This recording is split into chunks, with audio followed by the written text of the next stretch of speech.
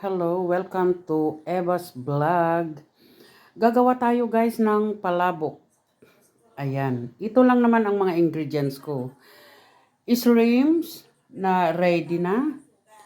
Ito naman yung chicharon, onion at meron na rin ready na ganito. Kaya ganyan na lang ang gagamitin ko. Ngayon, gagawa na tayo ng sauce.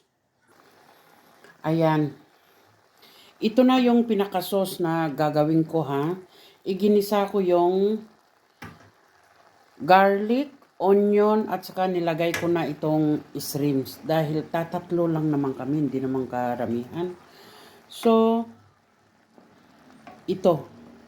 Kunti lang naman ang gagawin kong sauce. Dahil ang asawa ko hindi naman kakain.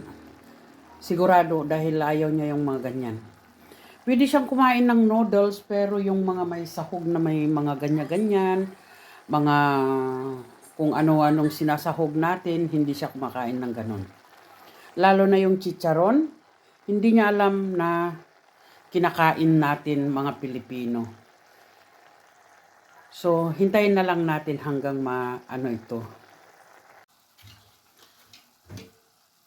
Ayan, ready na yung pagkaloto sa shrimps natin.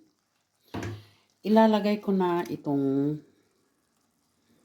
palabok na ready.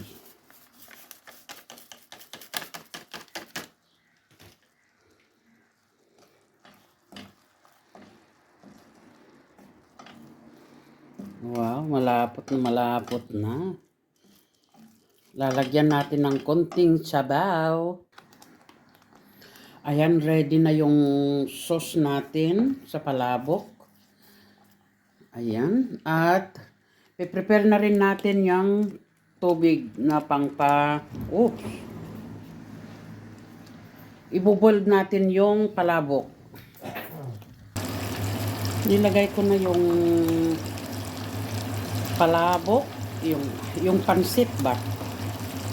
Yung noodles. At ano natin, pakukuluan. Ayan. Ready na, nag-strain to.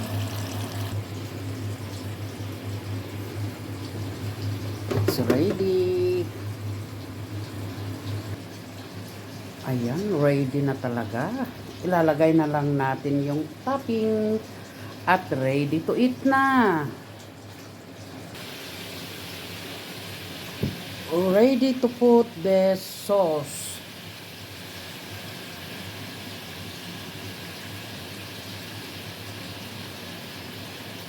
Ayan. Oh, lumitriki. Oh, sabi ko hanggang doon. Ayan. Kiola, all. Ayan. Masarap kaya ito? Do you think that it's good, this one? Of course, Mother.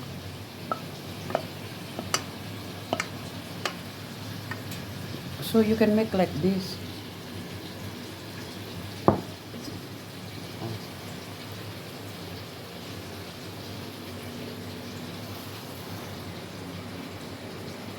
Ayan.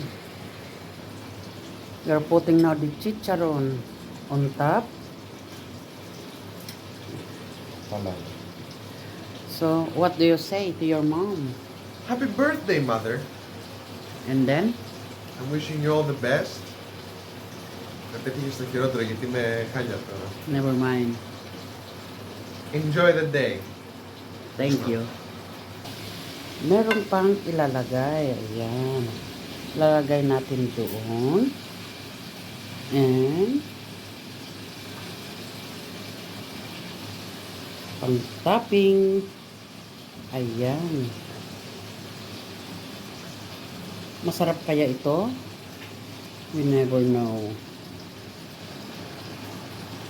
Ayan. Ayan. Wow! Ready. Hela fram det. Yummy, yummy.